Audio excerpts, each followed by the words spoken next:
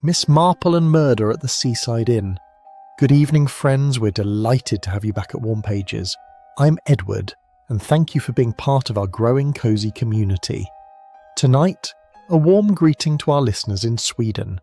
Share with us where you're listening from and what is the most beautiful place you've ever gone swimming. Don't forget to hit subscribe to keep enjoying our stories. Now, settle back and listen.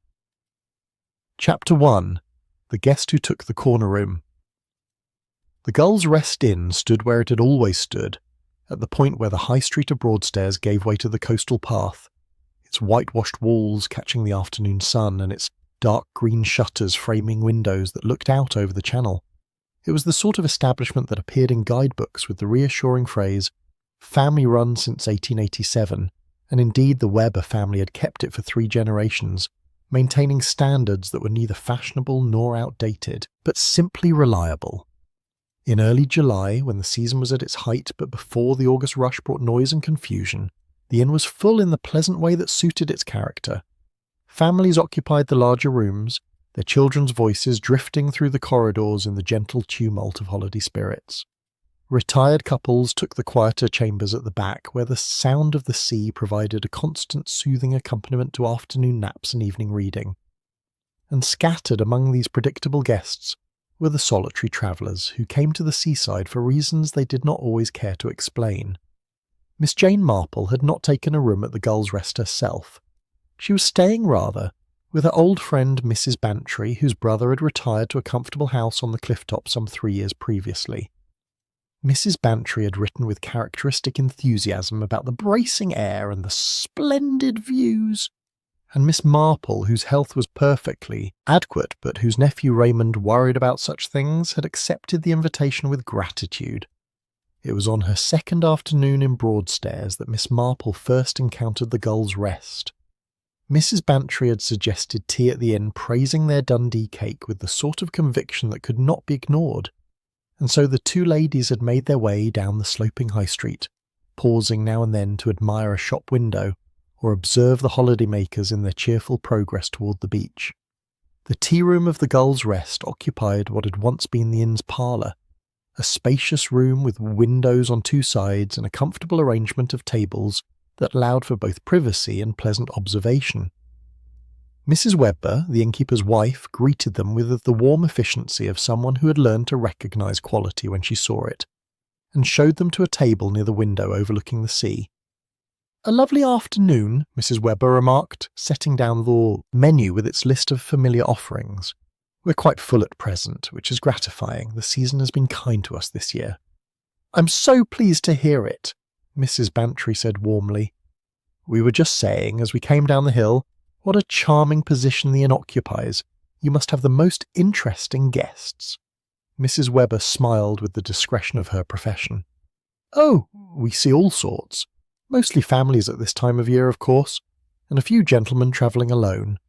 We had a Mr. Finch arrive just yesterday, in fact, who has taken the corner room upstairs. Very particular about having a view of the water, he was." Miss Marple, who had been gazing out at the channel where a small sailing boat made its way toward the horizon, turned her attention back to the conversation. There had been something in Mrs. Webber's tone, some small note that suggested the observation was not entirely casual. "The corner room must be particularly pleasant," she said mildly. "It is, indeed, Miss Marple." Mr. Finch seemed quite satisfied with it, though I must say he asked a great many questions about the tides and the ferry times. Not that there's anything unusual in that, of course. Many visitors like to plan their walks according to the water. "Very sensible," Mrs. Bantry agreed. "I remember my late husband always consulting the tide tables when we visited the coast. He had strong opinions about the proper time for a constitutional." Mrs. Webber laughed gently and excused herself to fetch their tea, leaving the 2 ladies to their contemplation of the view. "A gentleman travelling alone," Mrs. Bantry observed, lowering her voice slightly. "I wonder what brings him to Broadstairs in July. It's not exactly a fashionable resort." "Perhaps that is precisely what he seeks," Miss Marple suggested. "There are people who prefer to be overlooked, and a busy family inn during the high season provides excellent camouflage for that purpose." Mrs. Bantry looked intrigued. Camouflage? Jane, you make it sound quite mysterious. Not at all, dear. Simply that if one wishes to be inconspicuous, there is no better place than somewhere full of people who are all occupied with their own affairs. A solitary gentleman at such an establishment attracts far less notice than he would at, say, an exclusive hotel where the guests have leisure to observe one another. The tea arrived, and with it a slice of Dundee cake that fully justified Mrs. Bantry's praise. For some time the conversation turned to other matters, mutual acquaintances, the progress of Mrs. Bantry's brother's garden, the latest book Miss Marple had been reading. But as they finished their tea and prepared to leave, Miss Marple's attention was drawn to a figure ascending the inn's front steps. He was a man of perhaps 55, well dressed in a manner that suggested attention to propriety rather than fashion. His suit was dark grey and well maintained, his shoes polished, his hat set at an angle that was neither rakish nor severe. What struck Miss Marple most, however, was not his appearance, but his manner of moving. He climbed the steps with the careful attention of someone who wished to appear unhurried, while actually being quite purposeful about his destination. At the top of the steps, he paused and turned, ostensibly to admire the view of the channel, but Miss Marple observed that his gaze travelled systematically along the waterfront, noting the position of the bathing huts, the curve of the beach, and the point where the coastal path disappeared around the headland. "I believe," Miss Marple said quietly, "that must be Mr. Finch." Mrs. Bantry followed her gaze. "How can you tell, Soot?" "The way he looks at the sea, dear. He is not admiring it. He is studying it." They watched as Mr. Finch completed his survey and entered the inn. A moment later they saw him pass the tea-room windows, moving toward the staircase that led to the upper floors.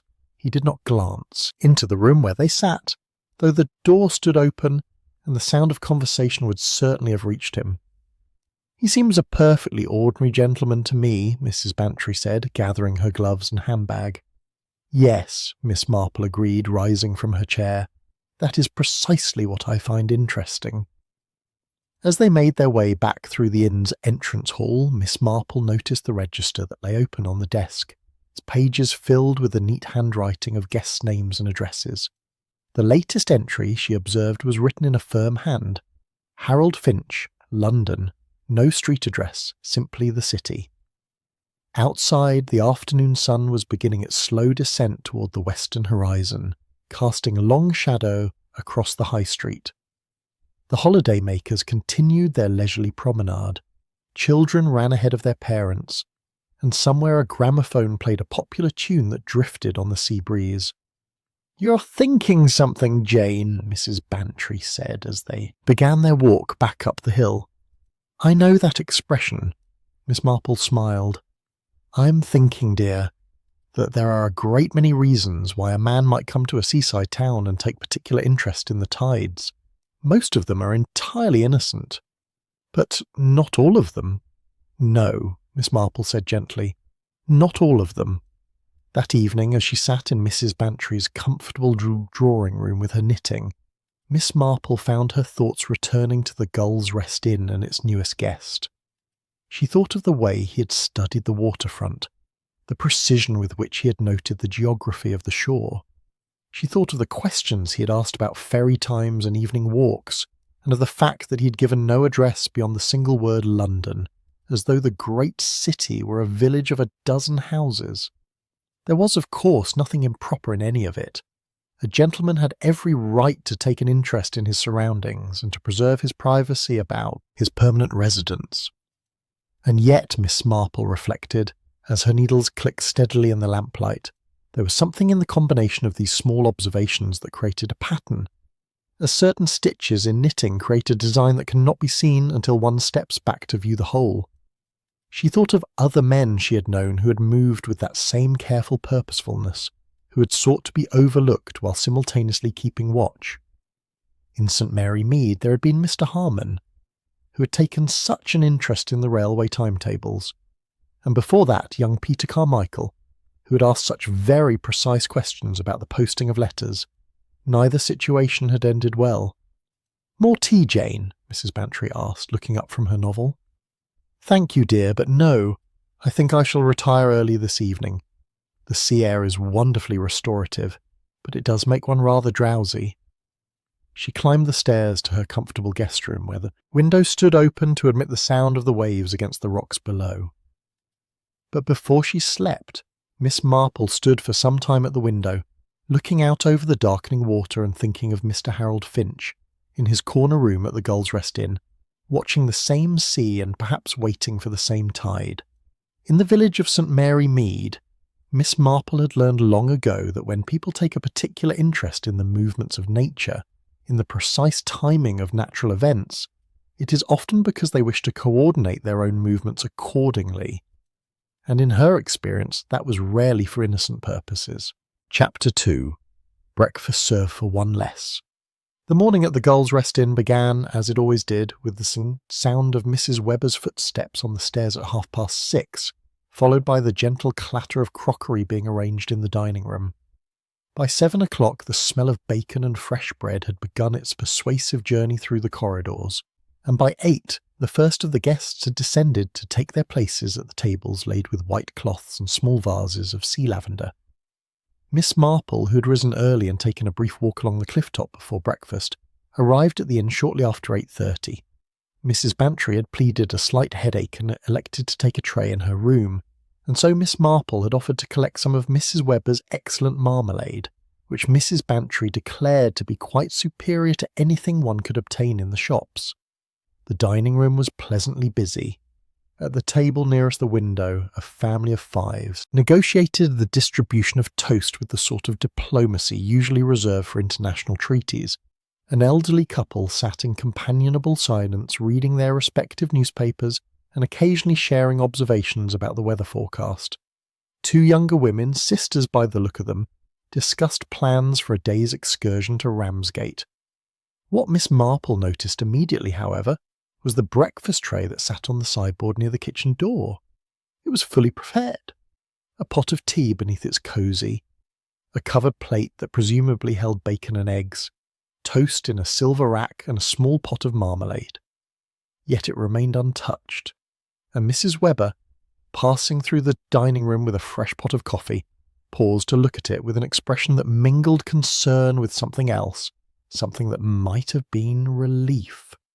"Good morning, Miss Marple," she said, composing her features into their usual welcoming arrangement.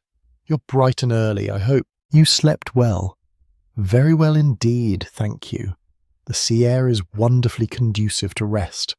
I hope I'm not disturbing you by calling at breakfast time, but Mrs. Bantry was most insistent about the marmalade." Of course, I'll fetch you a jar directly." Mrs. Webber hesitated, glancing once more at the abandoned tray. "I do apologise if things seem a bit at 6s and 7s this morning. We've had rather an unfortunate occurrence." Miss Marple's expression remained politely interested but neutral. "Nothing too serious, I hope." "Well, I suppose these things happen, particularly with guests of a certain age. Mr. Finch, the gentleman who took the corner room, failed to appear at breakfast. When Mr. Webber went to inquire, he found that Mr. Finch had passed away during the night. Very peaceful by all accounts. The doctor has been and confirmed it was his heart, most likely. Still, it's not the sort of thing one expects during the holiday season." "How very well, Mrs. Marple said, and meant it. Death, even peaceful death, was always an interruption in the ordinary flow of life, a reminder that beneath the surface of daily routine lay darker currents. Had Mr. Finch been unwell? Not that we observed, though of course one can never tell with heart conditions. He seemed perfectly well yesterday evening at dinner. Ate a good meal too, but then my mother always said that those who go suddenly often seem the healthiest right until the end, as though they're storing up their strength for the journey." It was the sort of folk wisdom that Miss Marple had heard many times before, and like most folk wisdom, it contained a grain of truth, wrapped in layers of hopeful interpretation. People preferred to believe that death, when it came without warning, at least came without suffering. "I suppose the other guests have been informed," Miss Marple said. "Yes, we thought it best to be straightforward about it. Mr. Webber made an announcement just after 8 o'clock.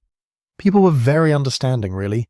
One or two expressed their condolences, but mostly they seemed, well, relieved that it was nothing contagious or violent.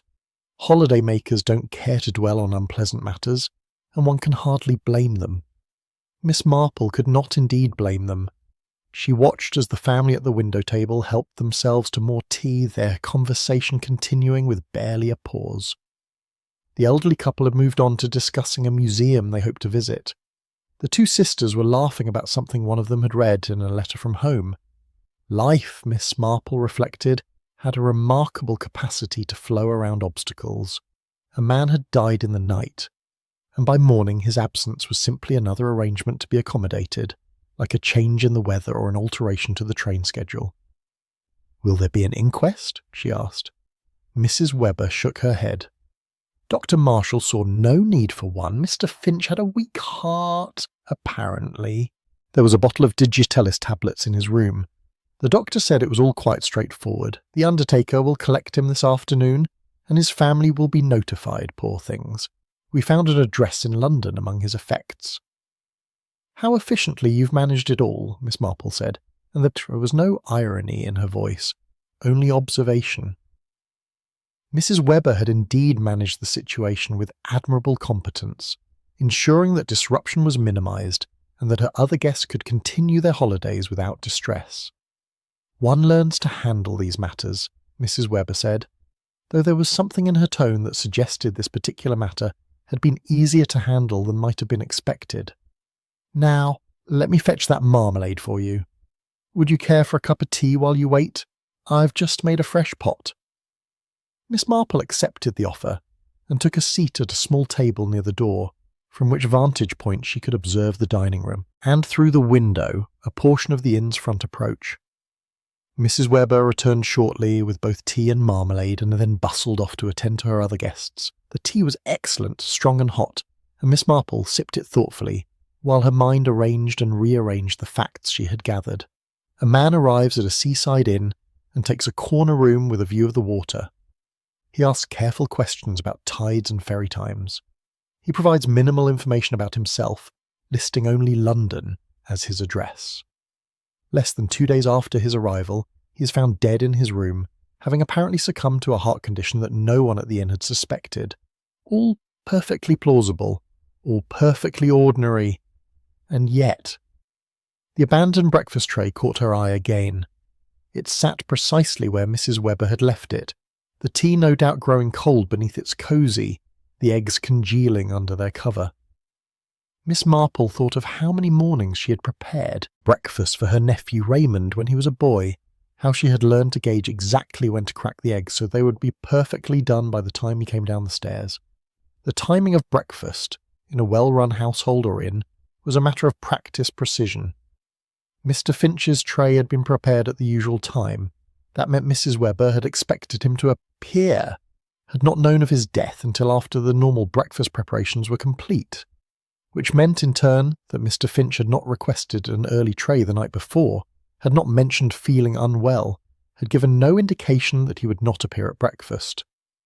A man with a known heart condition, travelling alone, might reasonably be expected to mention such a thing to his hosts. Not in detail, perhaps, but in passing. A word about keeping his digitalis close at hand, or a request for breakfast to be brought to his room if he felt poorly in the morning.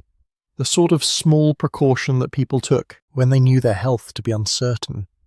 But Mr. Finch, according to Mrs. Webber, had seemed perfectly well at dinner, had eaten heartily, in fact.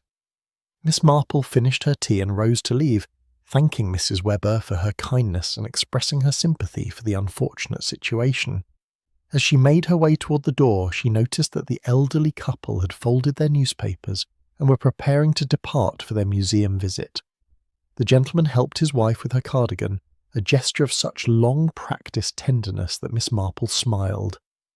"Terrible thing about Mr. Finch," the gentleman remarked to his wife, though his voice carried clearly across the room. "Still, better to go quickly than to linger, I always say." "Much better," his wife agreed. "And in his sleep, too. One couldn't ask for more than that."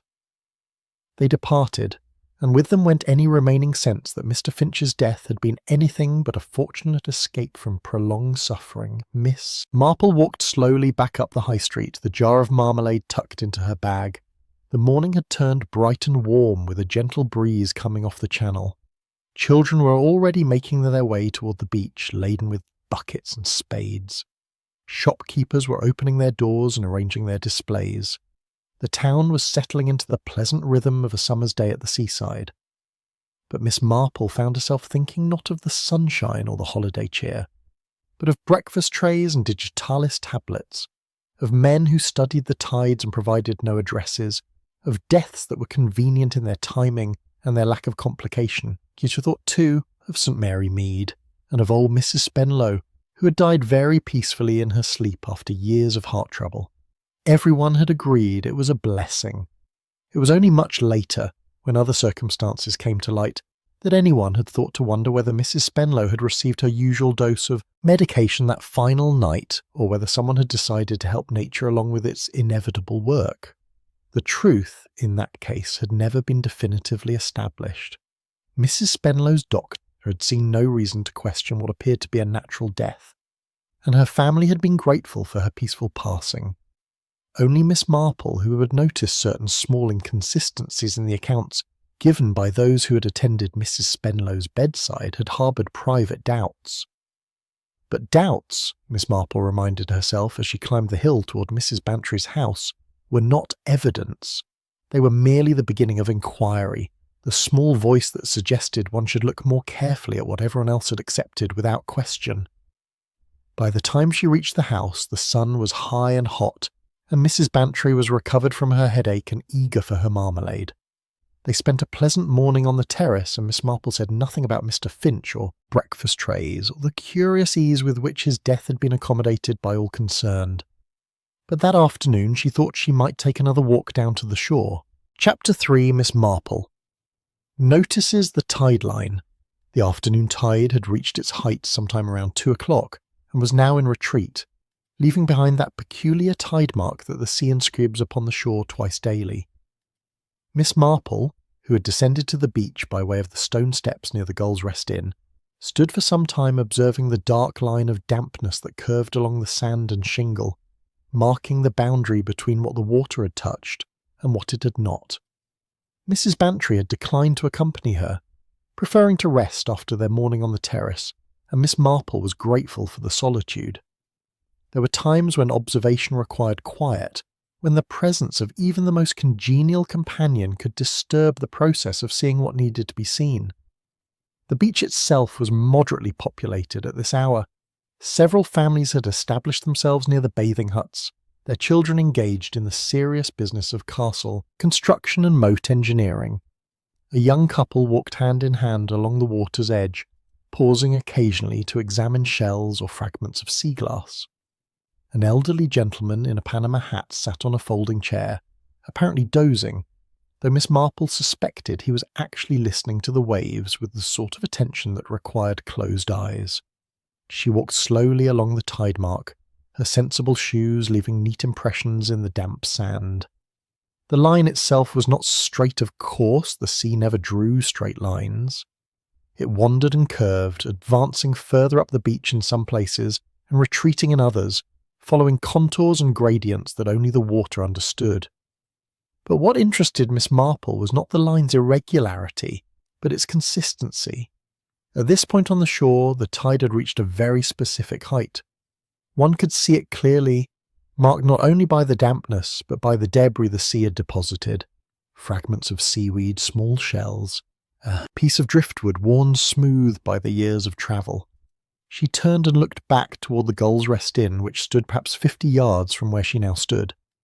The inn's lower level was built on a slight elevation, with a short flight of stone steps leading down from a side door to a flagstone area that, Miss Marple supposed, had once served as a terrace or perhaps a space for storing fishing equipment. Beyond that, the beach sloped gradually toward the water. The tide line she was studying would have come at its highest point to within perhaps 10 feet of those lower steps. Close, certainly, but not close enough to reach the inn itself. The sea at Broadstairs was not violent or unpredictable. It kept to its appointed boundaries with the regularity that made it safe for holidaymakers and reassuring for innkeepers. Beautiful afternoon, isn't it? Miss Marple turned to find a woman of perhaps 40 standing nearby, a sketch pad tucked under one arm and a folding stool in her hand. She had the sun-weathered complexion of someone who spent considerable time outdoors, and her clothing, though neat, showed the casual practicality of an artist at work. "Quite lovely," Miss Marple agreed. "Are you capturing the view?" "Attempting to, at any rate. I'm Mrs. Fletcher. I've taken a room at the Gull's Rest for the month. The light here in July is extraordinary, particularly in the late afternoon." "I can well imagine. Do you come to Broadstairs every summer?"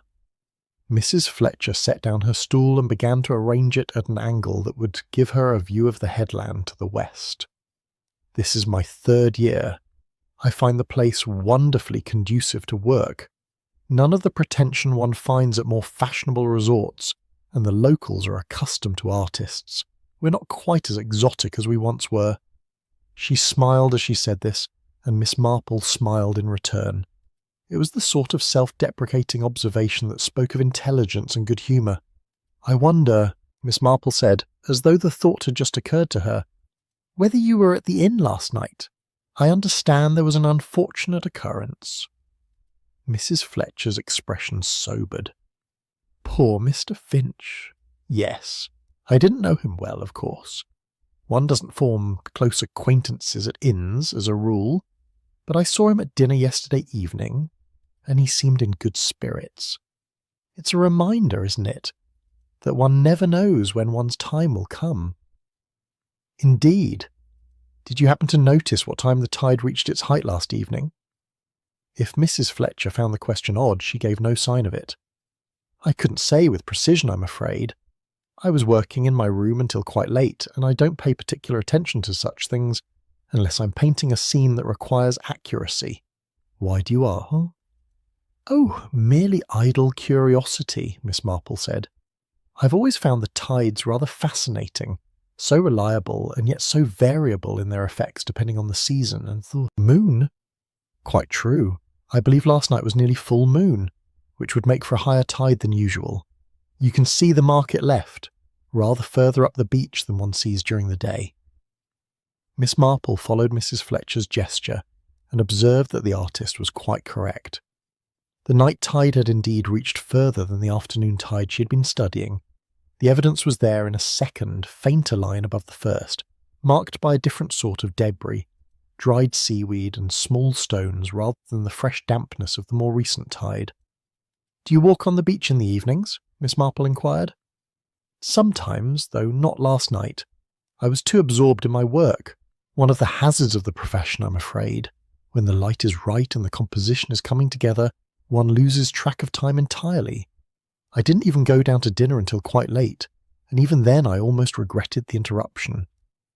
"Art demands such dedication," Miss Marple observed. "I'm sure the results are well worth the sacrifice of a timely meal." They chatted for a few minutes more, with Mrs. Fletcher describing her current project and Miss Marple offering the sort of interested questions that encouraged further confidence. When they parted, with Mrs. Fletcher settling onto her stool to begin her sketch and Miss Marple continuing her walk along the shore, both seemed satisfied with the encounter. But Miss Marple's mind was working carefully through the information she had gathered.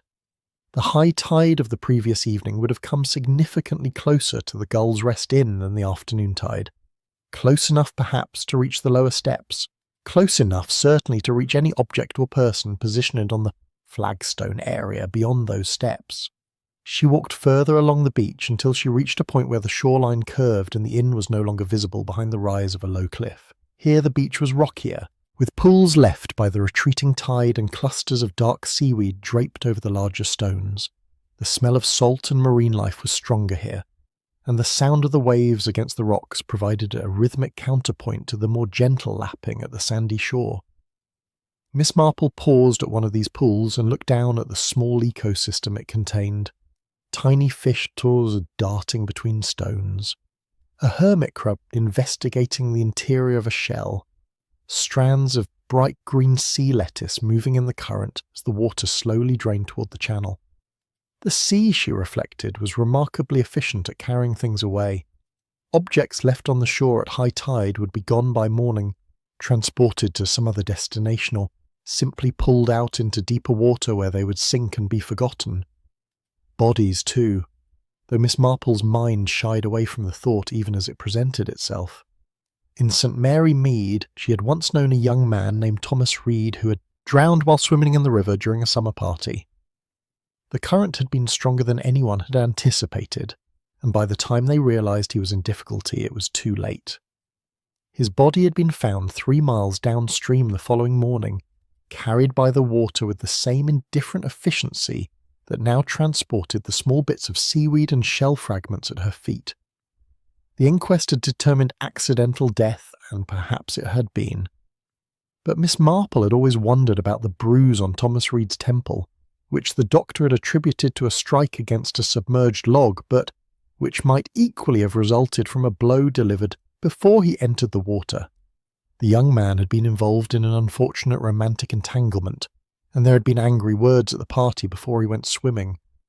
The truth, in that case, remained uncertain, but it had taught Miss Marple to pay attention to the way water could obscure as well as reveal, and to the convenience it offered to those who wished to make something disappear. She turned and began to walk back toward the town, her pace measured and thoughtful. The sun was lowering now, casting longer shadows across the beach, and the families were beginning to pack up their belongings and shepherd their children toward home and tea. The young couple had disappeared around the headland. The elderly gentleman in the Panama hat was folding his chair and preparing to depart. As Miss Marple climbed the stone steps that led back to the high street, she paused once more to look at the Gull's Rest Inn. The corner room that Mr. Finch had occupied was on the upper floor, its window overlooking the water just as Mrs. Webber had promised. The window was closed now, the curtains drawn, giving the room a shuttered, finished appearance. But the side door on the lower level stood slightly ajar, and through it Miss Marple could see a section of the corridor beyond. It would be a simple matter, she thought, to leave by that door in the night, to descend the steps to the flagstone area, to walk the short distance to the beach, perhaps supporting someone who was unsteady on their feet, or perhaps carrying something that needed to be disposed of before morning, and then to wait for the tide to do its work. A great deal, Miss Marple murmured to herself, continuing up the steps, can be carried away if one knows the sea well enough. It was the sort of observation that meant nothing to anyone who might have overheard it, simply the idle musing of an elderly lady enjoying the seaside. But to Miss Marple it was the beginning of a pattern, the first stitches of a design that would only become clear when more pieces had been added. She walked back to Mrs. Bantry's house through the lengthening afternoon, and if her expression was more thoughtful than usual, there was no one to notice or to wonder why an elderly spinster from St. Mary Mead should take such particular interest in the behaviour of the tides. Chapter 4, The Register Kept Behind the Desk. The following morning brought clouds rather than sunshine, and with them a change in the character of the seaside town. The beach, so inviting in yesterday's brightness, now looked grey and unwelcoming. The holiday-makers who ventured out did so with coats buttoned and expressions of determined optimism, as though willing the weather to improve through sheer force of holiday spirit. Miss Marple, who had never minded a cloudy day and indeed found them rather conducive to certain types of activity, suggested to Mrs. Bantry that they might visit the shops on the high street. Mrs. Bantry, whose headache had returned with the shift in atmospheric pressure, was content to remain at home with a book and a fire, and so Miss Marple set out alone after breakfast. Her route, quite naturally, took her past the Gull's Rest Inn. She had not consciously planned to stop there, but when she observed Mr. Webber standing in the doorway surveying the street with the slightly anxious expression of an innkeeper who feared the weather might drive away his custom, she found herself approaching with what she hoped appeared to be spontaneous friendliness.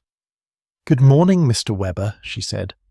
"I do hope the unfortunate business of yesterday hasn't caused you too much difficulty." Mr. Webber was a man of perhaps 60, with the solid build and weathered features of someone whose family had lived by the sea for generations. His manner combined the practicality of his profession with the cautiousness of someone who had learned not to speak too freely about his guests' affairs. "Good morning, Miss Marple," Very kind of you to inquire. No, we've managed well enough. These things happen, I suppose, particularly with guests of a certain age. The doctor was most satisfied that everything was in order, and Mr. Finch's family have been notified. The undertaker collected him yesterday afternoon, very discreetly done. I'm sure you handled it all admirably. It must be difficult, though, when one knows so little about a guest. Had Mr. Finch been planning to stay long? He'd booked for a week, paid in advance. Seemed a straightforward sort of arrangement. Mr. Webber hesitated, then added, Would you care to step inside, Miss Marple? There's a bit of a wind picking up, and I've just put the kettle on. Miss Marple accepted gratefully, and soon found herself in the small parlour behind the reception desk, a comfortable room that served as the Webbers' private domain. Mrs. Webber appeared with tea and biscuits, and for a few minutes they spoke of general matters, the weather, the number of guests currently in residence, the relative merits of Broadstairs compared to other coastal towns. It was only when Mrs. Webber excused herself to attend to the linen cupboards that Miss Marple ventured a more specific inquiry. I imagine you keep careful records of your guests, she said, for the purposes of bookkeeping and so forth. Oh yes, very careful.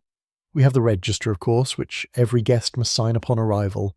Required by law, that is, and I keep a separate ledger for the financial side of things, deposits, payments, any extras, like meals taken in the room. Very thorough. I wonder, did Mr. Finch provide references or a permanent address? One hears that some establishments require such things, particularly for longer stays. Mr. Webber shook his head. Not for a week's booking, and not when payment is made in advance. Mr. Finch seemed a respectable gentleman, well-dressed and well-spoken. He gave his address simply as London, which is common enough. Many of our guests prefer not to be too specific about their circumstances. Holiday time is meant to be private, after all. Of course. Miss Marple sipped her tea thoughtfully. I suppose his family will have provided more details when you contacted them. Something flickered across Mr. Webber's face, a brief tightening around the eyes that might have been concern or simply fatigue. Actually, we found a sister's address among his belongings, a Mrs. Sarah Finch in Dulwich. She was naturally distressed, but grateful that we'd been so attentive to her brother's comfort. She mentioned that he had been advised by his doctor to take a rest by the sea on account of his heart. How fortunate that he was able to enjoy at least one peaceful day here before the end came. Yes, that's what Mrs. Sarah Finch said. A mercy, she called it. They finished their tea, and Miss Marple rose to take her leave. But as she passed through the entrance hall, she paused to glance at the register that lay open on the desk. It was a handsome volume, bound in dark leather, with lined pages that recorded the names, addresses, and arrival dates of the inn's guests. The most recent entries were visible on the open page. Miss Marple's eyes travelled down the list with the casual interest of someone admiring good penmanship. There were the 2 sisters she had seen at breakfast yesterday, Miss Helen and Miss Margaret Porter of Brighton. Below them, a family named Rutherford from Surrey. And there, near the bottom of the page, the entry for Mr. Harold Finch. The handwriting was firm and confident. Harold Finch, London. The date of arrival was marked as 2 days previous. But what caught Miss Marple's attention was something else entirely, a very slight variation in the ink colour between Harold Finch and London. The name itself was written in a blue-black ink, while the word London appeared to be in a shade that was fractionally darker, as though a different pen had been used, or as though the entry had been completed at a different time. It was the smallest of discrepancies, the sort of thing that might easily be attributed to Mr. Finch having paused in his writing to adjust his grip on the pen, or to having refilled it between words. And yet Miss Marple found herself thinking of the register at the Old Oak Inn, in St. Mary Mead, where she had once observed Mr. Petherick, the solicitor, alter an entry in a property ledger, not to deceive as it turned out, but simply to correct an error he had made in haste. The alteration had been barely visible, but it had been there nonetheless, and it had taught Miss Marple that when people made changes to written records, they usually did so for a reason, even if that reason was innocent. "The register is beautifully maintained," she remarked to Mr. Webber, who had followed her into the hall. "Such clear handwriting."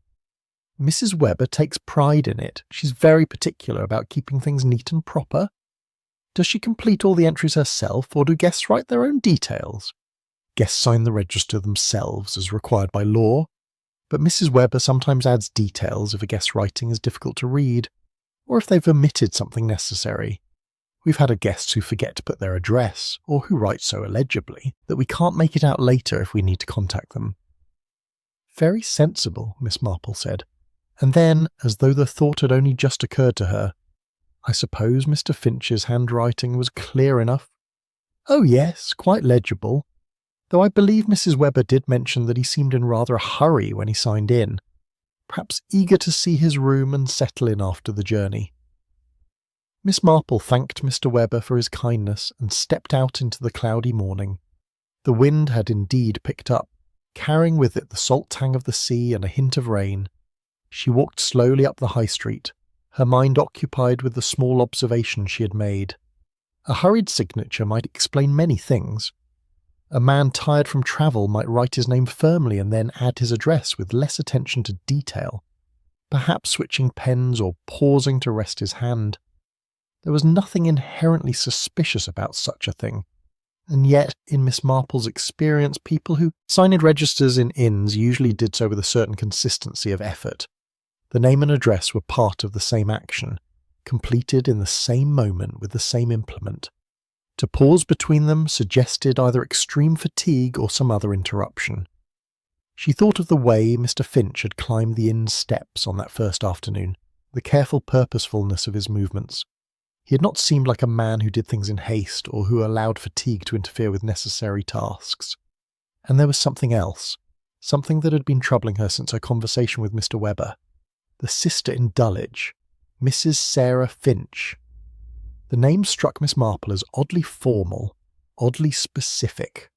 One might say his sister Sarah, or a sister in Dulwich, but to use both the formal Mrs. and the first name together suggested a certain distance, as though the person providing the information was reading from a written note rather than speaking from personal knowledge. She paused at the window of a draper's shop, ostensibly to admire a display of summer fabrics, but actually to collect her thoughts. The pieces of the puzzle were accumulating, but they had not yet formed a clear picture. A man who studied tides and asked precise questions, a death that was accepted without difficulty, a tide line that suggested certain possibilities about what the sea might carry away, and now a register entry that showed the slightest inconsistency, and a sister whose existence was known, but whose relationship seemed somehow second-hand in the telling. In St. Mary Mead, Miss Marple had learned that the smallest details often mattered most. A name added in slightly different ink, a breakfast tray prepared and abandoned, a window with a view of the water and access to a side door that led to the beach. Separately, these details meant nothing. Together they suggested a pattern, though Miss Marple could not yet say with certainty what that pattern revealed.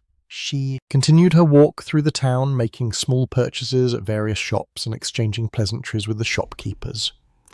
To anyone observing, she was simply an elderly lady occupying herself on a cloudy morning. But her mind was far from idle, and by the time she returned to Mrs. Bantry's house for lunch, she had decided that further investigation of the Gull's Rest Inn and its recent tragedy was not only warranted, but necessary. "How were the shops?" Mrs. Bantry inquired, looking up from her book. "Most satisfactory," Miss Marple replied, "and rather illuminating in unexpected ways." Mrs. Bantry recognised the tone and smiled. "You found something interesting, haven't you, Jane?" "Perhaps," Miss Marple said. "Or perhaps I'm simply seeing patterns where none exist. It's so difficult to tell sometimes until one has gathered rather more information." "But you will gather it," Mrs. Bantry said with confidence. "You always do." Miss Marple smiled but said nothing. Outside, the first drops of rain began to fall, and the sea beyond the cliff top turned darker beneath the approaching storm. Chapter 5: Footwear Dry Before Dawn. The rain continued through the afternoon and into the evening, settling into the steady, persistent sort that promised to last through the night. Mrs. Bantry's brother, who joined them for dinner, observed that it was exactly the type of weather that sorted the true residents from the mere visitors, and that anyone who couldn't appreciate a good coastal storm had no business living by the sea.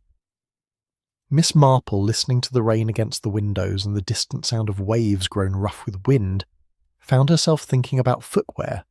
It was not perhaps the most elevated subject for contemplation, but in her experience the condition of a person's shoes often revealed more than they realised. In St Mary Mead she had once solved the mystery of who had been raiding Mrs Price's vegetable garden by the simple expedient of observing whose boots showed evidence of the distinctive red clay found only in that corner of the village. The culprit, young Tom Archer, had been most surprised to discover that his carefully cleaned boots had retained traces that were invisible to his own eyes, but quite apparent to someone who knew what to look for. The following morning dawned clear and fresh, the storm having blown itself out overnight. The seafront sparkled with puddles, and the air had that peculiarly clean quality that follows heavy rain. Miss Marple, rising early as was her habit, decided to take a walk before breakfast. The high street was quiet at this hour, with only a milk cart making its rounds and a shopkeeper sweeping water from his doorstep. As Miss Marple passed the Gull's Rest Inn, she noticed that the side door, the one that led down to the flagstone area and the beach beyond, stood open to admit the morning air. A young woman in an apron was just emerging with a bucket of water, which she proceeded to empty into the gutter. "Good morning," Miss Marple said pleasantly. "What a lovely morning after all that rain." The young woman looked up and smiled. She was perhaps 20, with the ruddy complexion of someone who worked outdoors and the slightly harried expression of a servant who had risen before dawn. "Morning, ma'am. Yes, it's cleared up nicely, hasn't it? Though we'll be drying things out for days, I shouldn't wonder. I imagine an inn right on the seafront must require constant vigilance against dampness." "That it does, ma'am. I'm Annie, the housemaid. We had water coming under the doors last night with the wind driving it so hard. Mrs Webber had me up early to see to the carpets and make sure nothing's been damaged." Miss Marple made sympathetic noises and was about to continue on her way when a thought occurred to her. "I hope none of the guests' belongings were affected. I understand you had that unfortunate incident earlier in the week. Mr. Finch, wasn't it?" Annie's expression shifted to one of cautious concern. "Yes, ma'am, terrible sad that was, though his things were all packed up and sent on to his sister before the rain came, so there's that at least." "How efficient of Mrs. Webber. I suppose it must have been rather distressing for you discovering what had happened?" "Oh, I didn't discover it, ma'am. That was Mr. Webber himself when Mr. Finch didn't come down for breakfast. I was just coming on duty when the doctor arrived. Very peaceful, everyone said. His heart, you know." "Yes, I had heard. Still, it must have been a shock for all of you. Had you noticed anything unusual about Mr. Finch during his stay?" Annie considered this question with the seriousness of someone who took pride in her observations. "Well, he was quiet mostly, kept to himself, but I did think it was odd about his walking shoes." "His walking shoes?" "Yes, ma'am. You see, the evening before he passed, that would be the evening of the storm, though it hadn't started raining yet, I saw his shoes outside his door when I came to turn down the beds. Wet through they were, and muddy. I thought he must have been out for an evening walk along the shore, but the next morning when I came on duty I noticed them again, and they were quite dry, polished even." Miss Marple's expression remained one of mild, polite interest, though inwardly her attention had sharpened considerably. "That does seem unusual. I suppose he must have dried and cleaned them himself during the night." "That's what I thought at first, ma'am, but it seemed strange-like because of how thorough it was. The soles were clean too, you see, not just the uppers, and then they were dry all through, not just on the surface. That takes time, especially in damp weather like we'd been having. My father always says that proper leather needs a good 12 hours to dry properly after a soaking, and even then it'll feel a bit clammy if the air's not right." "Your father sounds like a practical man." "He's a cobbler, ma'am, been one all his life. He's always going on about how people don't take proper care of their shoes, and how you can tell a lot about a person by the state of their footwear." Miss Marple smiled with genuine warmth. "I quite agree with your father. And you're certain the shoes were thoroughly dry by morning?" "Certain as can be, ma'am. I noticed because I was worried they might have been left outside in the rain, and I was relieved to see they'd been brought in and attended to. Though thinking back on it now, I don't see how Mr. Finch could have managed it, not if he passed away during the night like they said. Perhaps he dried them early in the evening before he retired. Annie frowned slightly. That's just it though, ma'am. I saw them outside his door at 9 o'clock when I came to turn down the beds, wet as wet could be, and Mr. Finch went down to the dining room for a late supper at 9:30. I saw him go down myself, so he couldn't have been in his room drying shoes, could he? This was indeed a puzzle, and Miss Marple could see that Annie had given it some thought. Perhaps someone else dried them for him, Mrs. Webber or Mr. Webber. I did wonder about that, ma'am, but when I mentioned it to Mrs. Webber, just casual-like, you understand, she seemed surprised. Said she hadn't touched them, and neither had Mr. Webber. Said Mr. Finch must have seen to them himself before bed. They were interrupted by Mrs. Webber's voice calling from inside the inn, and Annie excused herself with an apologetic smile. Miss Marple continued her walk, but her mind was fully engaged with this new piece of information. Shoes that were soaking wet at 9 o'clock in the evening, and completely dry by dawn. It was, as Annie had correctly observed, quite unusual. Leather required time to dry properly, particularly in the damp atmosphere of a seaside town.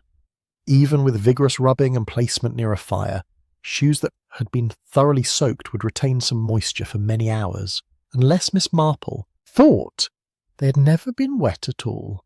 She walked down to the beach where the morning sun was already drawing steam from the puddles left by the rain. The tide was out, revealing stretches of sand that bore the marks of the storm, channels carved by running water, deposits of seaweed and driftwood, small pools reflecting the clearing sky. Miss Marple thought of the shoes outside Mr. Finch's door. Wet and muddy, Annie had said. Evidence, surely, of an evening walk along the shore. But if Mr. Finch had died peacefully in his sleep during the night, when would he have had time to dry and polish them so thoroughly? The answer that suggested itself was both simple and troubling. He would not have had time. Someone else had attended to those shoes and had done so with the sort of thoroughness that went beyond ordinary tidying. The shoes had been cleaned and dried because they were evidence of something, evidence that needed to be explained away, or better still, made to disappear into the ordinary routine of innkeeping. But the person who had cleaned them had made a miscalculation. They had been too thorough, too efficient. They had transformed shoes that should still have been damp and clammy into shoes that were completely dry and well polished. Shoes that suggested care and attention rather than the quick ministrations of a guest preparing for bed after a walk on the beach. In St. Mary Mead, Miss Marple had learned that people often undid themselves through excessive care rather than through carelessness. The murderer who polished the candlestick too thoroughly after striking the blow. The thief who returned borrowed items in better condition than they had been lent. The liar who provided too many details in support of a simple falsehood. It was the difference between what people would naturally do and what they thought they should do that often revealed the truth. She turned and looked back at the Gull's Rest Inn, its windows catching the morning sun, and its walls gleaming white after the rain's cleansing. From here, the side door was clearly visible, and so were the steps leading down to the flagstone area. A person standing at those steps would have an unobstructed view of the beach, and of anyone walking along the shore in the evening, or of anyone being helped to walk along the shore, perhaps supported by someone who knew exactly where they were going, and what the tide would do when it came in. Miss Marple thought of Mr. Finch's careful questions about tides and ferry times. She thought of his study of the waterfront, the systematic way he had noted the geography of the shore, and she thought of how easily such knowledge could be used not by the person who had acquired it, but by someone who had observed him acquiring it. She began walking back toward Mrs. Bantry's house, her pace deliberate and her mind active. The pieces were coming together, though the picture they formed was still incomplete, but one thing was becoming clear. Mr. Finch had not died peacefully in his bed. He had died somewhere else, and someone had gone to considerable trouble to make it appear otherwise. The shoes were meant to support a story of an evening walk that had tired a man with a weak heart, who had then retired to his room and passed away in his sleep. but the person who had staged that story had overplayed their hand, had been too careful, too complete in their preparations, and in doing so they had left behind evidence of a different kind, evidence not of what had happened, but of what had been made to appear as though it had happened. Miss Marple paused at the gate of Mrs. Bantry's house and looked back once more at the town below, at the inn with its commanding view of the water, at the beach where the tide came and went with reliable precision. Footwear, she murmured to herself, is so very revealing, even when it's been dried. Chapter 6. The Back Steps Used at Night. Mrs. Bantry's brother had invited them to lunch at a tea room in Ramsgate, and it was late afternoon before Miss Marple found herself once again in Broadstairs. The excursion had been pleasant, filled with the sort of gentle conversation and good food that made such outings worthwhile, but Miss Marple had been conscious throughout of a certain preoccupation, a need to return to the questions that had been accumulating about the Gull's Rest Inn and its late guest. Mrs. Bantry, observing her friend's abstraction, had suggested she might prefer to rest at home, while Mrs. Bantry paid a call on an old school friend who lived near the cliff top. Miss Marple accepted this suggestion with gratitude, though her intention was not to rest, but rather to pursue a line of inquiry that had been forming in her mind since her conversation with Annie that morning. She made her way down to the seafront and, finding a bench with a view of both the inn and the beach, settled herself with her knitting. To any casual observer, she was simply an elderly lady enjoying the afternoon air, but her needles moved with the automatic precision of long practice, requiring no conscious attention, while her eyes and mind were fully engaged with the scene before her. The inn was quiet at this hour. Most of the guests would be out enjoying the improved weather, making the most of their holidays after yesterday's confinement indoors. A few children played on the beach under the watchful eyes of their nursemaid. The tide was coming in, each wave advancing a little further up the sand than the last. Miss Marple had been sitting there for perhaps 20 minutes when she noticed Annie emerging from the side door of the inn, carrying a basket of linens toward the drying yard at the rear of the building. The maid moved with the efficient haste of someone with many tasks to complete before evening, and Miss Marple found herself reflecting on the curious position of domestic servants, always present, always observant, and yet so often overlooked by those they served. It was a phenomenon she had noted many times in St. Mary Mead. The parlour maid who had witnessed the quarrel between husband and wife, the cook who had observed the visitor's nervous manner, the gardener who had noticed which windows were opened and which remained closed. These were the people who saw the truth of household life, yet their observations were rarely sought unless some crisis made them necessary. Miss Marple waited until Annie had hung her linens, and was returning to the inn before rising from her bench and approaching with a smile. "Good afternoon, Annie. I hope I'm not keeping you from your work." Annie bobbed a small curtsy, the gesture automatic despite the informal setting. "Not at all, ma'am, just finishing up the linen. It's good to get it out in the sun after all that rain." "Indeed. I was just thinking how pleasant it is to see the world fresh-washed, as it were." Miss Marple paused, as though gathering her thoughts. "I hope you don't think me terribly inquisitive, but I found myself thinking about what you mentioned this morning, about Mr. Finch's shoes. It struck me as such an odd detail, and I wondered whether you'd noticed anything else unusual that evening." Annie glanced back at the inn, checking that she was not observed, then lowered her voice slightly. "Well, ma'am, there was one thing, though I didn't like to mention it to Mrs. Webber. She's very particular about not gossiping about the guests, and quite right too. I quite understand, but sometimes, small details that seem like mere gossip can actually be rather important, particularly when something as sad as a death has occurred." "That's what I thought, ma'am. You see, I was in the linen cupboard on the first floor that evening. This would have been around 10 o'clock, after Mr. Finch had gone up from his late supper. I heard footsteps on the back stairs, the ones that go down to the side door, not the main staircase, mind you, but the back stairs that we servants use." "And that struck you as unusual?" "It did, ma'am, because guests don't generally use those stairs. They're narrow and poorly lit, and there's no reason for a guest to go that way unless they're trying to avoid being seen. The main staircase is much more convenient for anyone wanting to go out through the front entrance." Miss Marple nodded encouragingly.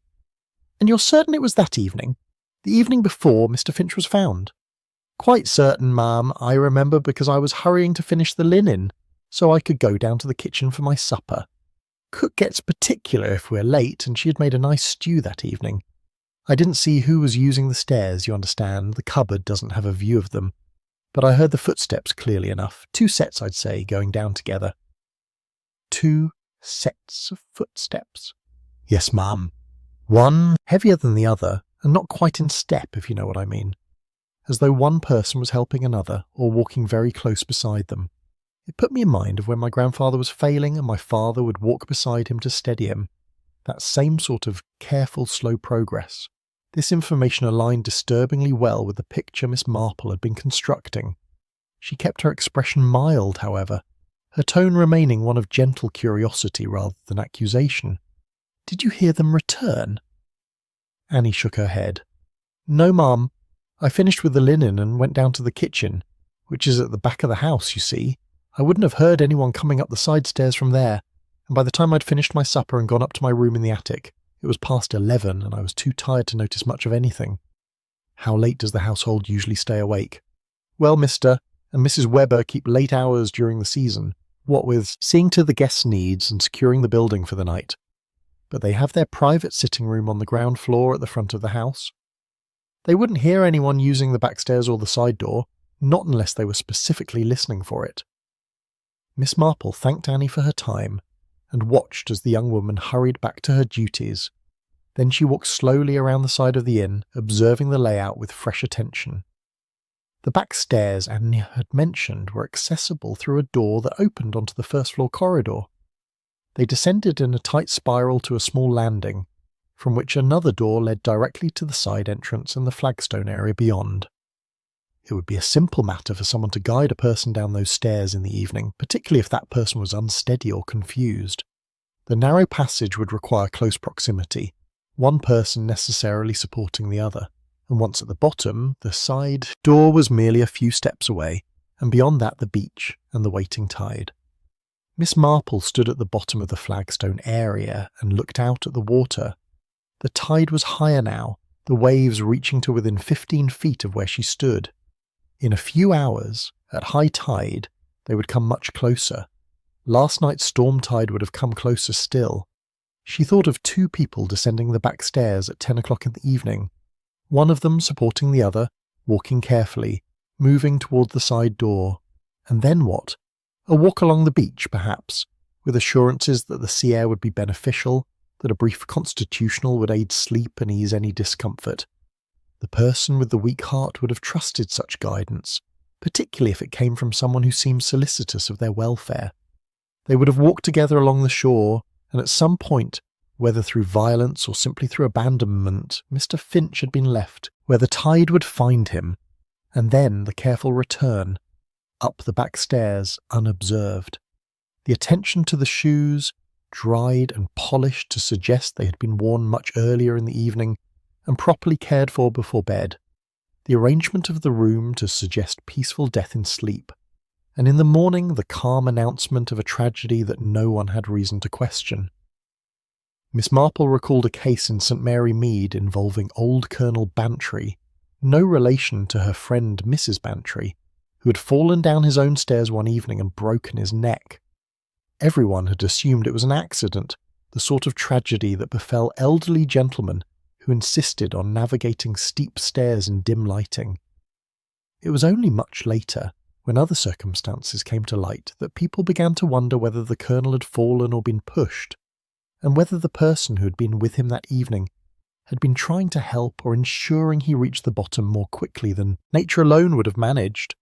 The truth in that case had never been definitively established, but it had taught Miss Marple that stairs, particularly backstairs, servants' stairs, the narrow passages that people used when they wished to move unseen, could be instruments of opportunity for those with sufficient motivation and sufficient nerve. She walked back around to the front of the inn, where the late afternoon sun was casting long shadows across the street. A family was returning from the beach, the children tired and sandy, the parents carrying the accumulated paraphernalia of a day by the sea. They entered the Gull's Rest Inn through the main entrance, cheerful and noisy, wholly absorbed in their own affairs. No one, Miss Marple reflected, paid any attention to back stairs or side doors when the front entrance was so convenient and welcoming. No one wondered about footsteps in the night when they were warm in their beds and trusting in the security of their surroundings. But Annie had heard those footsteps, and Miss Marple had heard Annie's account of them, and now the question was not whether something had happened on those back stairs that evening, but rather who had been using them and why.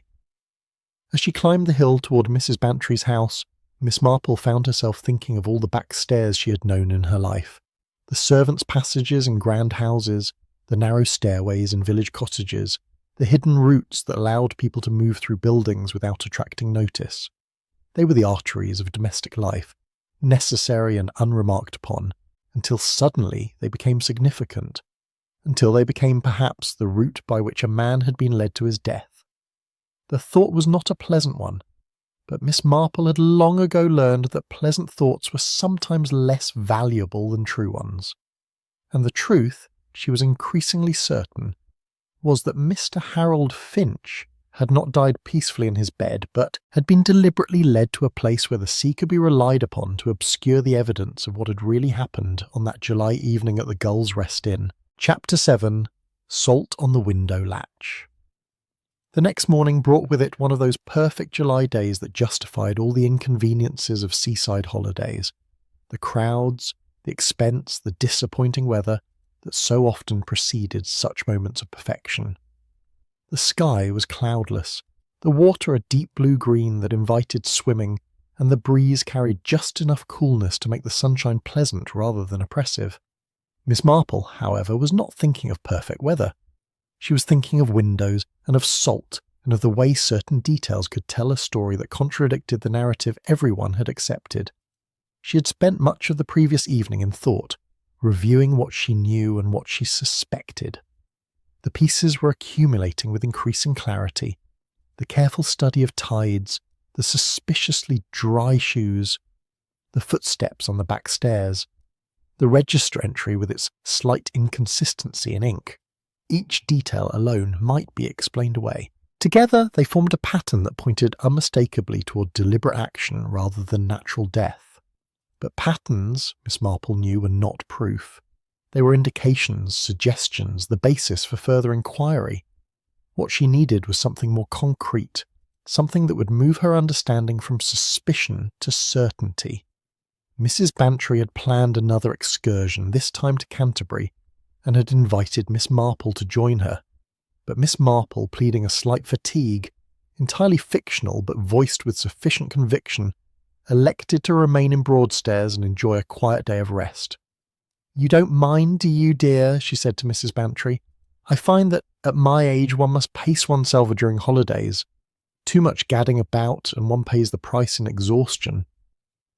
Mrs. Bantry, who knew her friend well enough to suspect that this quiet day would involve something other than rest, nevertheless accepted the explanation with grace. "Of course, Jane. You must do whatever suits you best. I'll be back in time for dinner, and you must tell me how you've spent your day." Once Mrs. Bantry had departed, Miss Marple made her way down to the Gull's Rest Inn. She had timed her arrival for mid-morning when the guests would be out and the staff occupied with their daily routines. The main entrance stood open to the summer air, and Miss Marple entered with the purposeful stride of someone who had legitimate business on the premises. Mrs. Webber was in the dining room overseeing the clearing of the breakfast tables. She looked up as Miss Marple appeared and smiled with the automatic welcome of her profession. "Miss Marple, how nice to see you! Have you come for morning coffee? We do a nice pot with biscuits, if you would care to sit in the tea room." "How kind! But actually, I was hoping I might speak with you about a small matter. I've been thinking about poor Mr. Finch, and I wonder whether I might see his room, the corner room he occupied. I know it sounds peculiar, but I have a particular interest in such things, being of an age where one contemplates mortality rather more than one might wish." It was exactly the sort of request that might be made by an elderly lady with philosophical inclinations, and Mrs. Webber, though slightly surprised, saw no reason to refuse it. "Well, I don't see why not. The room's been cleaned and made ready for new guests, but we've not let it again just yet. Some people are particular about such things, you understand. They prefer not to know if a room has had a recent death in it." How very superstitious of them. I should think a room is simply a room, and what occurs in it is incidental to its character. Mrs. Webber led her up the main staircase to the first floor, then along the corridor to the corner room at the end. She unlocked the door and stood aside to let Miss Marple enter. The room was indeed pleasant, with windows on 2 walls providing both a view of the sea and excellent light. It was furnished simply but comfortably. A bed with a candlewick bedspread, a wardrobe, a small writing desk with a chair, and an armchair positioned near one of the windows. Everything was scrupulously clean and tidy, with no trace of the room's previous occupant remaining. "Very nice," Miss Marple said, moving to the window that overlooked the water. "What a lovely aspect. I can see why Mr. Finch was so particular about having this room." She stood for a moment looking out at the view, then turned her attention to the window itself. It was a sash window, well maintained but showing the wear that came from years of exposure to salt air. The latch that secured it was brass, darkened slightly with age, but functional. Miss Marple examined the latch with the sort of careful attention that might seem excessive for such a mundane object. And then she saw it, a residue of marble, crystalline and white, on the inner mechanism of the latch, precisely where one's fingers would grip it to open or close the window. "I hope everything is satisfactory," Mrs. Webber said. "We do try to keep the rooms in good order, though the sea air does create challenges. Salt seems to get into everything, no matter how careful one is." "Indeed," Miss Marple said, "though I confess I'm surprised to see salt on the inside of the latch. I should have expected it on the outside where the spray might reach it, but not here where it would be protected by the glass." Mrs. Webber looked at the latch with mild concern. "How odd! Annie must have missed it when she cleaned. I'll speak to her about being more thorough." "Oh, I shouldn't think it was a matter of thoroughness. Rather, I suspect it indicates that the window was opened by someone whose hands were wet with seawater. Someone who had been outside, perhaps, and who then came in and opened this window from the inside." The significance of this observation hung in the air for a moment. Mrs. Webber frowned, clearly trying to reconcile what Miss Marple was suggesting with what she knew of the room's recent history. "But Mr. Finch died in his bed," she said slowly. "He couldn't have been outside and then come back in, unless you mean he went for a walk earlier in the evening and then opened the window when he returned to his room." "That's certainly one possibility," Miss Marple said, "though I wonder whether Mr. Finch would have failed to wash his hands before touching the furniture. Most gentlemen are particular about such things, especially if they've been walking along the beach." She moved to the other window, the one that looked inland over the town, and examined its latch as well. This one showed no trace of salt, being as clean as one would expect from a recently serviced room. "Only the seaward window," she murmured, more to herself than to Mrs. Webber. "How very interesting." Mrs. Webber had begun to look uncomfortable, though whether from Miss Marple's scrutiny or from her own dawning, understanding was difficult to say. "I'm sure there's a simple explanation. Perhaps Mr. Finch opened the window to get some air during the night. And perhaps he'd washed his face with seawater earlier. Some people do that, don't they? For the health benefits." "Some do, yes," Miss Marple agreed, though her tone suggested she found this explanation less than convincing. In St. Marie Mead, there had been a case involving Mr. Badcock's study window, which had shown evidence of having been opened from the outside despite the room being locked from within. The explanation had eventually proved quite simple. Mr. Badcock's nephew, visiting from London, had climbed in through the window late one evening after losing his key, and had then locked the door from the inside to avoid explaining his lateness to his uncle. But the salt on the window latch had given him away, for he had been at the seashore that afternoon and had not thought to clean his hands before making his surreptitious entry. The present case was similar in principle but more sinister in its implications. Someone with salt water on their hands had opened this window from the inside. Someone who had been outside near the sea and who had then returned to this room. Miss Marple turned away from the window and surveyed the room once more. "Tell me, Mrs. Webber, when Annie cleaned this room after Mr. Finch's death, did she notice anything unusual, anything out of place or unexpected?" Mrs. Webber considered the question. She mentioned that the bed was hardly disturbed, which she thought was odd given that we'd been told Mr. Finch died in his sleep. But the doctor said that wasn't unusual. Some people barely move when they pass away peacefully, and the digitalis bottle was on the bedside table, just as one would expect for a man with heart trouble. Was the window open when Annie came to clean? I believe it was closed.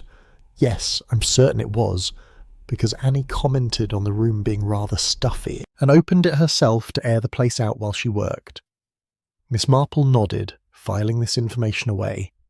A window that had been opened by someone with seawater on their hands and then closed again, the bed barely disturbed, suggesting its occupant had not truly died there. The digitalis bottle conveniently placed as evidence of a medical condition.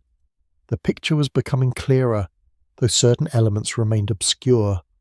What was certain was that someone had returned to this room from the beach, had opened the window, and had then arranged things to suggest that Mr. Finch had died here peacefully in his sleep. "Thank you for indulging my curiosity," Miss Marple said. "I find these things so interesting from a philosophical perspective. The way rooms hold traces of what has occurred in them, even after everything has been tidied away." Mrs. Webber led her back down to the entrance hall. Clearly relieved to be concluding this peculiar interview, Miss Marple thanked her again and took her leave, stepping out into the bright morning with her mind fully engaged. She walked to her bench on the seafront and sat down with her knitting, though her needles moved more slowly than usual as she thought through what she had learned. The salt on the window latch was a small detail, easily overlooked, but it told a clear story to anyone who understood what to look for. Someone had been outside, near enough to the sea to get salt water on their hands.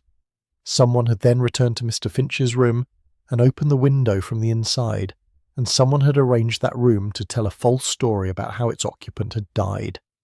The question now was not what had happened, but who had done it, and why.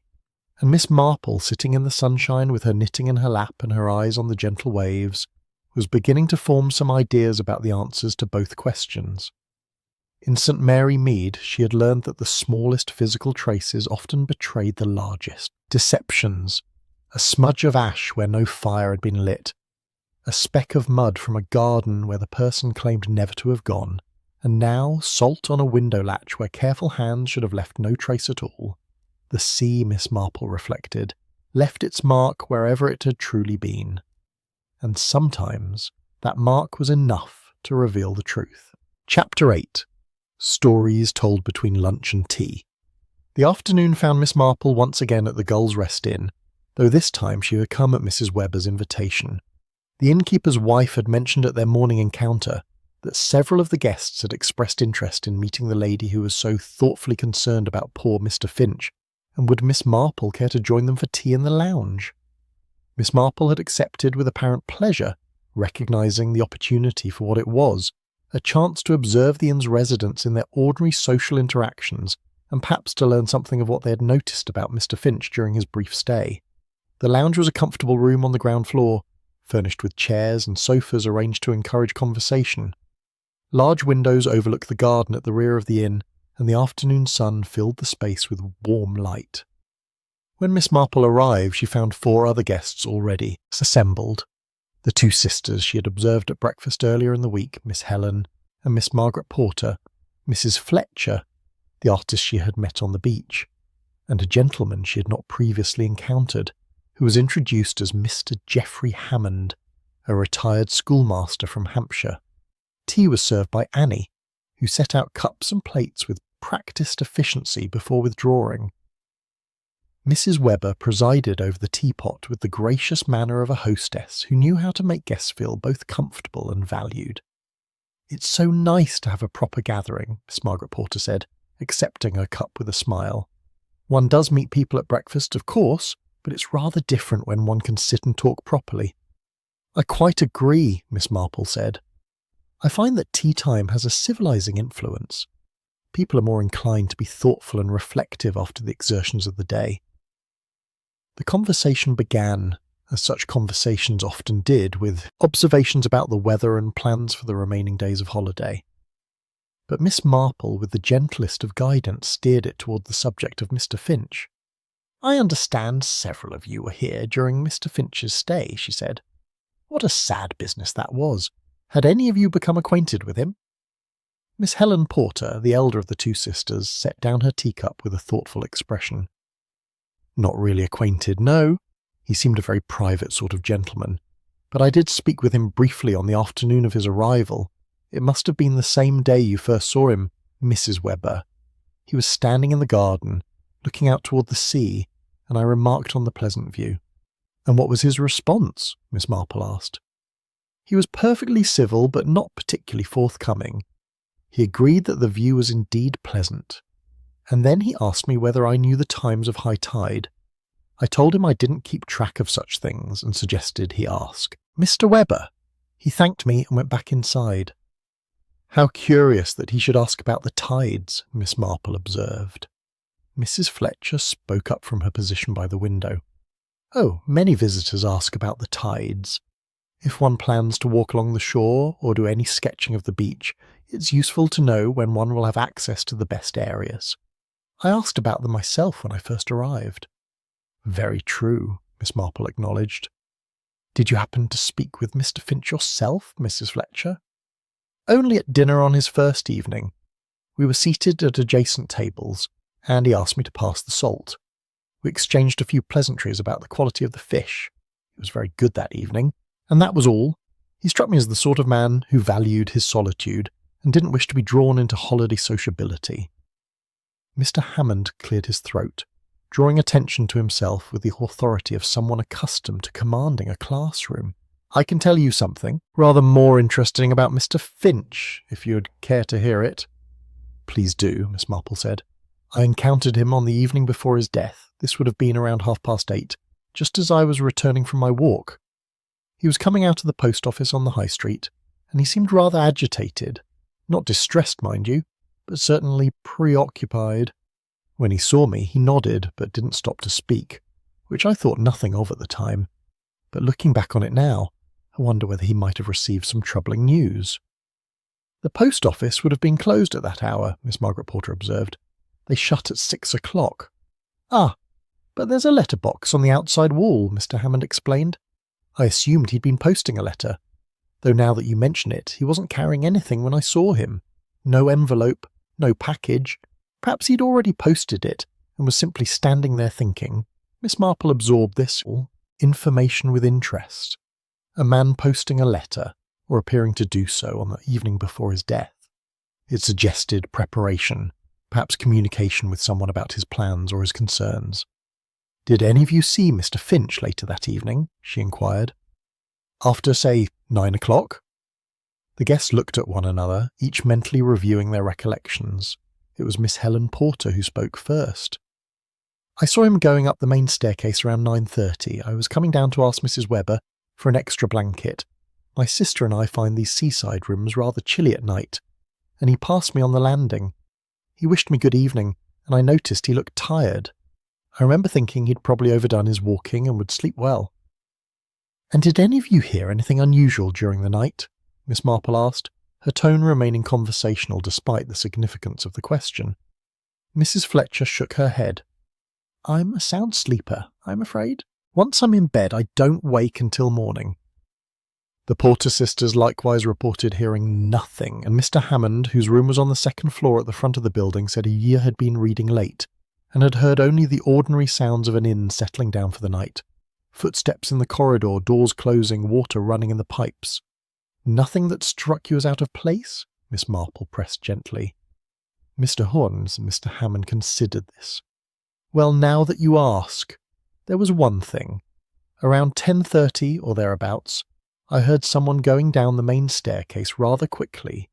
Not running exactly, but moving with considerable purpose. I assumed it was one of the staff attending to some final task before retiring. Could you tell whether it was a man or a woman? A woman, I should think, from the lightness of the step, though I couldn't say for certain. Miss Marple filed this away alongside the information about the back stairs. 2 different staircases, possibly 2 different people moving through the inn that night, or perhaps the same person using different routes at different times. It's so interesting how much one observes without really thinking about it, she said. I find that in retrospect, small details take on new significance. The conversation shifted then, moving to other topics as the guests began to feel they had exhausted the subject of Mr. Finch. But Miss Marple noticed that each of them seemed slightly unsettled, as though her questions had stirred doubts they hadn't previously entertained. It was only when the tea things were being cleared away that Mrs. Webber drew Miss Marple aside with a troubled expression. "Miss Marple, I hope you won't think me presumptuous, but I've been wondering about your interest in Mr. Finch's death. Is there some reason you believe it wasn't simply a natural occurrence?" Miss Marple chose her words carefully. "I wouldn't go so far as to say I believe anything definite, Mrs. Webber. But I have observed certain small inconsistencies that puzzle me. The shoes that were too thoroughly dried, the salt on the window latch, the footsteps on the back stairs. Individually, these things might mean nothing, but taken together they suggest a narrative rather different from the one everyone has accepted." Mrs. Webber paled slightly. "You're saying someone armed Mr. Finch deliberately?" "I'm saying that the evidence suggests his death did not occur in the manner and place that has been assumed. Beyond that, I cannot yet say with certainty. But who would do such a thing, and why? Mr. Finch was a stranger to all of us. He had no enemies here, no connections that would give anyone reason to wish him harm. That," Miss Marple said gently, "is what I find most interesting of all. In my experience, when someone is killed by a stranger, it is usually for reasons of the immediate gain. Robbery, for instance. But nothing was taken from Mr. Finch, was it? His belongings were all accounted for, his money untouched." "Everything was just as it should be," Mrs. Webber confirmed. "Except for the man himself, of course." Miss Marple nodded thoughtfully. In St. Mary Mead she had encountered a similar case involving a travelling salesman who had been found dead in his room at the Green Man Inn. Everyone had assumed heart failure, just as everyone had assumed it with Mr. Finch. But Miss Marple had noticed that the man's sample case, though present, had been rifled through and carefully reorganised, not by someone looking for valuables, but by someone looking for information. The killer in that case had been the innkeeper's nephew, who had learned that the salesman was actually an investigator looking into irregularities in the nephew's business dealings. The murder had been one of desperation, committed by someone who feared exposure more than they feared the consequences of violence. "Mrs. Webber," Miss Marple said carefully, "did Mr. Finch ever mention why he had come to Broadstairs? Did he give any indication of his purpose in taking a room here?" "Only that his doctor had recommended sea air for his health. Why do you ask?" "Because I suspect Mr. Finch's visit to the Gull's Rest Inn was not entirely about his health.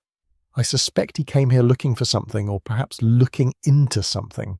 And I suspect that someone realised this and took steps to prevent him from discovering what he sought." Mrs. Webber's hand went to her throat, a gesture of distress that was entirely natural and wholly revealing. "But what could he have been looking for? We're a respectable establishment, Miss Marple. We have nothing to hide." "I'm quite certain the inn itself is beyond reproach," Miss Marple assured her. "But people, Mrs. Webber, are rarely as transparent as the establishments they inhabit, and sometimes the most respectable surfaces conceal the darkest secrets." She took her leave shortly after, walking back to Mrs. Bantry's house through the lengthening afternoon. The stories told between lunch and tea had provided new pieces to the puzzle, but they had also confirmed what Miss Marple had already suspected, that Mr. Finch had been a man with a purpose and that his purpose had cost him his life. Chapter 9. Miss Marple recalls other seaside inns. That evening, after Mrs. Bantry had returned from Canterbury full of stories about the cathedral and the shops, Miss Marple found herself sitting once more in the comfortable drawing-room with her knitting. The repetitive motion of the needles had always aided her thinking, and she had much to think about. Mrs. Bantry, observing her friend's abstraction, waited until they had finished their after-dinner coffee before venturing a question. "You've been very quiet this evening, Jane, and unless I'm much mistaken, you've been working on the same 6 rows of that pullover for the past hour without making any press. Are you going to tell me what you've discovered, or must I guess?" Miss Marple looked down at her knitting and realised with some surprise that her friend was quite correct. She had indeed been working the same rows over and over, her mind so occupied with other matters that her hands had simply repeated themselves, without conscious direction. "I have been rather preoccupied," she admitted. "I'm afraid the business at the Gull's Rest Inn has captured my attention rather more thoroughly than is perhaps seemly for a holiday." "Nonsense," Mrs. Bantry said firmly. "If there's something wrong, it ought to be looked into, and you've always had a talent for seeing what others miss. What have you learned?" Miss Marple set down her knitting and folded her hands in her lap. "I have learned that Mr. Harold Finch did not die peacefully in his sleep, as everyone has assumed. He was taken from his room by someone he trusted, or at least someone he had no reason to suspect, and he was led down to the beach where the tide was used to obscure what had really happened to him." Mrs. Bantry drew in a sharp breath. "Murder, then?" "Yes, I believe so, though conducted in such a way as to leave no obvious evidence of violence.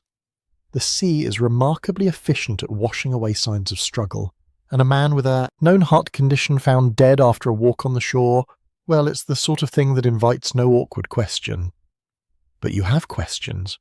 "I have many questions, chief among them, why was Mr. Finch killed, and by whom?" Mrs. Bantry leaned forward with the eagerness of someone who enjoyed a good puzzle. "Tell me everything you've observed, and perhaps we can reason it out together." Miss Marple recounted the various details she had gathered: the careful study of tides, the register entry with its slight inconsistency, the breakfast tray prepared but untouched, the shoes too thoroughly dried, the footsteps on the back stairs, the salt on the window latch, and the varying impressions the guests had formed of Mr. Finch. Each detail alone might be explained away, she concluded, but together they tell a story of deliberate deception. Someone wanted Mr. Finch's death to appear natural, and they went to considerable trouble to arrange matters accordingly. "But who?" Mrs. Bantry asked. "And more to the point, why? You said yourself that nothing was taken from him, and he was a stranger to everyone at the inn." "Yes," Miss Marple said slowly, "he was a stranger. And yet I cannot shake the feeling that his presence at the Gull's Rest Inn was not coincidental. Mr. Hammond saw him near the post office, apparently agitated about something. He asked precise questions about tides and ferry times. He studied the waterfront with great care. These are not the actions of a man simply taking a holiday for his health." "You think he was investigating something?"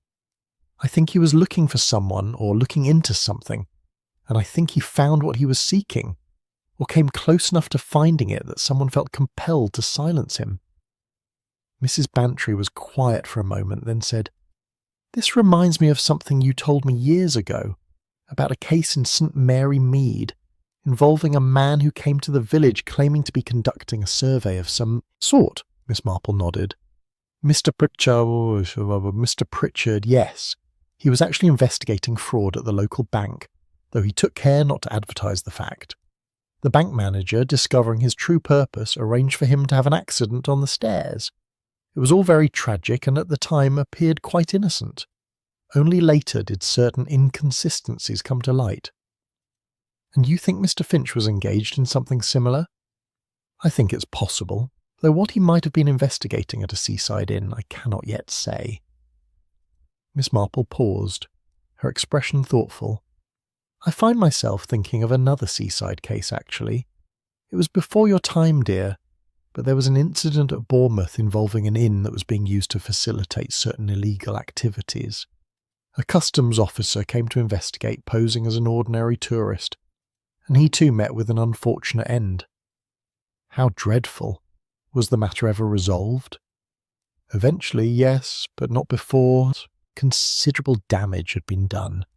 The lesson I took from that case was that seaside inns, with their constant flow of temporary guests and their proximity to the water, offer unique opportunities for those engaged in illicit trade. People come and go, asking no questions of one another. Ships arrive and depart. The tide carries away evidence twice daily." Mrs. Bantry shivered slightly. "You make it sound quite sinister." "Not at all," Miss Marple said. "Most seaside inns are perfectly respectable, as I'm sure the Gull's Rest has been for many years. but respectability can be a useful cover for those who need it. An established trust makes it easier to move about without attracting notice. So you believe someone at the Gull's Rest Inn is engaged in something illegal, and Mr. Finch was investigating it? I believe it's a strong possibility, though I must confess I haven't yet determined what that something might be, or who is responsible for it. Miss Marple retrieved her knitting and began again, this time with proper attention to the pattern. What troubles me most is the efficiency of it all. This was not a crime of passion or panic, it was carefully planned and expertly executed.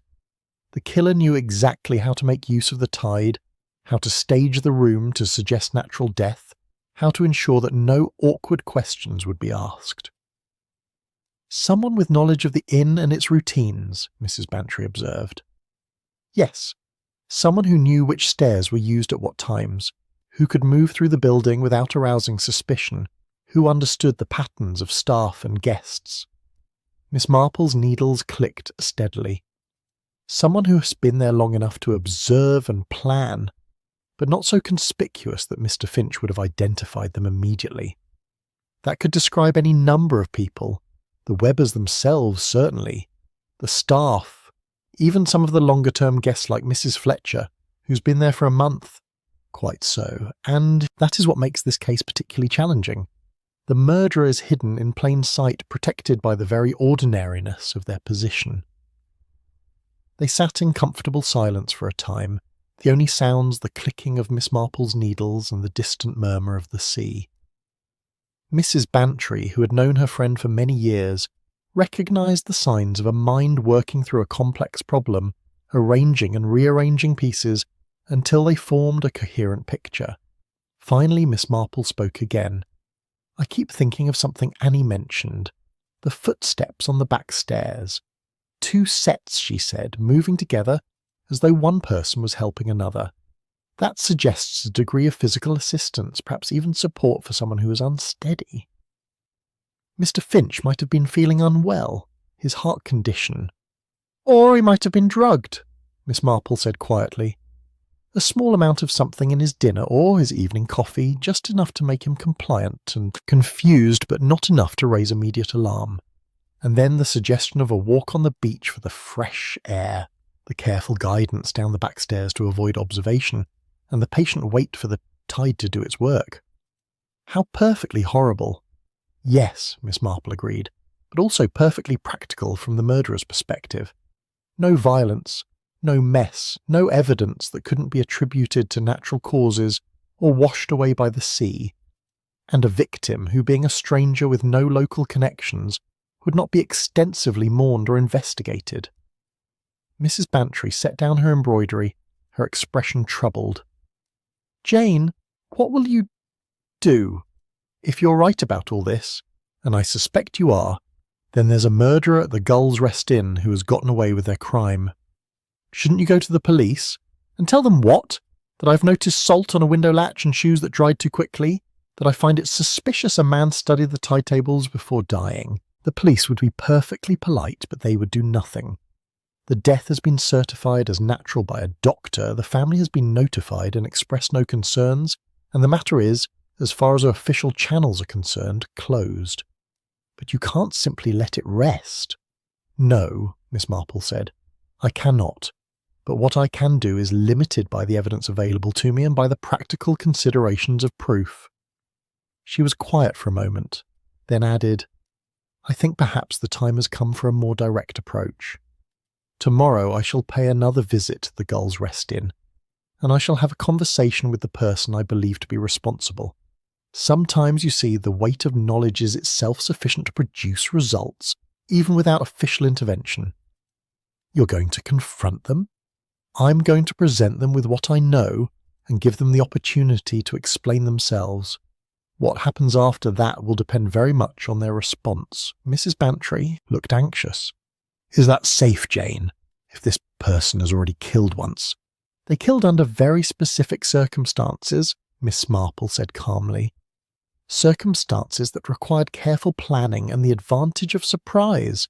I shall be taking neither the circumstances nor the surprise away from them. I shall be quite safe, I assure you. And besides, she added with a slight smile, there is very little danger in an elderly lady asking questions over tea. Even murderers tend to observe the social proprieties. Mrs. Bantry did not look entirely convinced, but she knew her friend well enough to recognise that once Miss Marple had made up her mind, argument was futile. They retired shortly after, and Miss Marple lay in her comfortable bed listening to the sound of the waves and thinking of Mr. Harold Finch, who had come to Broadstairs with questions and left it with none answered save the final one. She thought of seaside inns and the secrets they harboured, of tides that carried things away and salt that left its traces, and of the justice that must sometimes be pursued through unconventional means when official channels proved insufficient. Tomorrow she would seek that justice, but tonight she would rest and prepare herself for what she knew would be a difficult conversation indeed. Chapter 10. An explanation that fit the weather. The morning was overcast but mild, with clouds that suggested rain later, but held off for now. Miss Marple walked down to the Gull's Rest Inn alone, having assured Mrs. Bantry that she would return for lunch and would explain everything then. She found Mrs. Webber in the small parlour behind the reception desk, going over accounts in a ledger. The innkeeper's wife looked up as Miss Marple entered, and there was something in her expression, a wariness perhaps, or simply the fatigue of someone who had not slept well, that confirmed Miss Marple's suspicions about who she would need to speak with. "Miss Marple," Mrs. Webber said, setting down her pen, "this is unexpected. Can I offer you some tea?" "Thank you, but no. I've come to speak with you about Mr. Finch, and I think we both know it would be better to have this conversation privately." Mrs. Webber's face went pale, but she maintained her composure with admirable control. "I don't know what you mean." "I think you do," Miss Marple said gently, taking a seat without waiting for invitation. "You're an intelligent woman, Mrs. Webber, and you must have realised that I've been asking questions, observing details, piecing together what really happened on the night Mr. Finch died. I know he didn't die peacefully in his bed. I know he was taken from his room, led down the back stairs, and brought to the beach, where the tide would conceal what had been done, and I know that you were the person who did this." Mrs. Webber sat very still, her hands gripping the edge of the desk. When she spoke, her voice was barely above a whisper. "How did you know?" "Several things, when taken together, pointed to you. The footsteps on the back stairs, Annie heard 2 sets, one heavier than the other, suggesting a woman helping a man. The footsteps on the main staircase that Mr. Hammond heard around 10:30, a woman moving with purpose, returning from the beach to attend to the staging of Mr. Finch's room, the salt on the window latch left by someone whose hands had been at the shore, and most tellingly the register entry." "The register?" Mrs. Webber's voice was faint. "You completed it yourself, didn't you? Mr. Finch signed his name, but you added London afterwards when you realised he had deliberately left his address vague. You wanted a proper record, something that would satisfy any official inquiry, but you used a slightly different pen, or perhaps your hand was tired, and the ink colour varied just enough to be noticeable. It was the act of someone meticulous and careful, exactly the sort of person who would plan this type of crime." Mrs. Webber closed her eyes. "You're right, about all of it, but you don't understand why." "Then perhaps you should explain." There was a long silence. Finally, Mrs. Webber opened her eyes and looked directly at Miss Marple. "Mr. Finch wasn't here for his health. He was investigating my husband. I suspected as much. 5 years ago, before we took over this inn, Mr. Webber worked as a clerk at a shipping company in London. There was money that went missing, not a vast sum, but enough to matter. Mr. Webber took it. He was desperate, you see. His mother was ill and needed care we couldn't afford. He meant to pay it back, but before he could, the company discovered the theft. They never proved it was him, but they dismissed him without references. We had to leave London, start over somewhere no one knew us." Miss Marple listened without judgment, her expression attentive and calm. "We came here to Broadstairs," Mrs. Webber continued. "We bought this inn with money from the sale of my parents' house. We've worked hard, built a respectable life. The guests are happy, we pay our bills, we harm no one. But Mr. Finch, her voice caught. Mr. Finch was an investigator hired by the shipping company. They never gave up looking for their money. He traced us here, came to gather evidence meant to see my husband prosecuted and our lives destroyed. How did you discover his purpose? He made the mistake of asking too many questions of Annie, who mentioned it to me. Questions about how long we had been here, where we'd come from, whether business was profitable. I recognised the signs. I'm not a fool, Miss Marple. I confronted him that evening after dinner. He admitted everything quite freely. Said he was sorry but had a job to complete. Said the law must be satisfied. And so you decided to satisfy something else instead? Mrs. Webber's hands trembled. I didn't plan it, not at first. But as we talked, I realised he was giving me information about himself, told me about his heart condition, showed me his digitalis tablets, mentioning that his doctor had warned him about overexertion. He was trying to make me understand that he was just a man doing his work, not a monster. But all I could think was that if he succeeded, everything we'd built would be gone.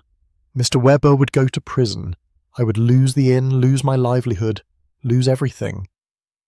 So you put something in his evening coffee. Just a small amount of laudanum, enough to make him confused and compliant. I told him the sea air would help clear his head, suggested a walk on the beach. He trusted me, or perhaps he simply wasn't capable of suspecting anything in his state. I helped him down the back stairs, out to the shore. The tide was coming in, and I knew it would reach high that night because of the moon. I left him there, sitting on the sand, and I told him to rest for a moment. Then I came back inside, and waited for the sea to do what you could not bring yourself to do directly. Yes, Mrs. Webber's voice was flat now, drained of emotion. I dried his shoes, cleaned and polished them, made his bed look slept in, opened the window to suggest he'd wanted air during the night. In the morning, Mr. Webber found him, or rather the body the tide had brought, back and carried him to his room before anyone else saw. We called the doctor, who saw exactly what we intended him to see, an elderly man with a heart condition who had passed away peacefully. Miss Marple sat quietly, letting the confession settle between them. Finally, she said, "You do understand that what you did was murder." "I understand it was survival," Mrs. Webber said, though there was no defiance in her tone, only exhaustion. "What happens now? Will you go to the police?" Miss Marple considered this question with the seriousness it deserved. In St. Mary Mead, she had learned that justice took many forms, and that the law, while necessary, was not always sufficient to address the complexities of human behaviour. "Mr. Finch had no family to speak of," she said slowly. "The sister in Dulwich, that was fabricated, wasn't it?" "Yes, I found an address in his belongings, an empty house listed for sale. I used that for correspondence with the undertaker. So no one mourns him particularly. No one is demanding investigation or crying out for justice. The matter is officially closed and the world continues on as though nothing unusual had occurred." "Yes. And your husband, does he know what you did?" "No. He believes it was natural death. He is a good man, Miss Marple, weak perhaps in having taken that money, but not wicked. I couldn't let him know what I had become." Miss Marple rose from her chair and walked to the window, looking out at the grey sky and the restless water. She thought of Mr. Finch, who had been doing his job and nothing more. She thought of Mr. Webber, who had stolen from desperation and paid for it with exile and fear. And she thought of Mrs. Webber, who had committed murder to protect the life they had built from the ruins of their mistakes. "I will not go to the police," she said finally, turning back to face the other woman. "Not because I condone what you did, but because I believe you will punish yourself more thoroughly than any court could manage. You will live with this knowledge for the rest of your life, and that, Mrs. Webber, is no small sentence." Mrs. Webber's face crumpled. "Why would you show me such mercy?" "It isn't mercy. It's recognition that the law, while just in its intentions, cannot always account for the full measure of human circumstance. Mr. Finch came here to enforce one kind of justice. You responded by enacting another. Neither was wholly right, and neither was wholly wrong. The debt your husband owes can never now be repaid, and the life Mr. Finch lost can never be restored. These are facts that no judge or jury can alter." She moved toward the door, then paused. "But I would advise you, Mrs. Webber, to consider whether the life you've preserved through this act is worth living with its weight upon your conscience. Sometimes the punishment we escape from the law is nothing compared to the punishment we inflict upon ourselves." Miss Marple left the inn and walked back up the high street as the first drops of rain began to fall. By the time she reached Mrs. Bantry's house, it was coming down steadily, washing the streets and the beach and the whole town with the sort of cleansing persistence that made everything look fresh afterward. Mrs. Bantry met her at the door with anxious questions, and Miss Marple explained what she had learned, and what she had decided to do, or rather not to do. Her friend listened with growing understanding, though whether she entirely agreed was difficult to say. "You're quite certain this is the right court?" Mrs. Bantry asked. "I'm certain it's the only course available to me," Miss Marple replied. "Perfect justice exists only in theory, my dear. In practice we must settle for what wisdom and compassion allow." That afternoon, as the rain continued its work and the tide came in to wash the shore once more, Miss Marple sat with her knitting and thought about seaside inns and the stories they contained. She thought about guilt and innocence, about crimes born from desperation and justice that sometimes arrive too late or in the wrong form. The Gull's Rest Inn would continue its business, its guests would come and go, and the sea would rise and fall with its reliable persistence. Mr. Finch would be forgotten except as a brief tragedy, and Mrs. Webber would carry her burden in silence. It was not the ending that Mr. Finch would have written, nor the one that justice theoretically demanded. But it was, Miss Marple reflected, an explanation that fit the weather, grey and ambiguous and somehow appropriate to the season. Appearances, she murmured to herself, returning to the observation she had made days earlier, are often tidied away with the deck chairs, but the truth once seen remains visible to those who know where to look. And with that thought she continued her knitting, content to let Broadstairs keep its secrets while she kept her own.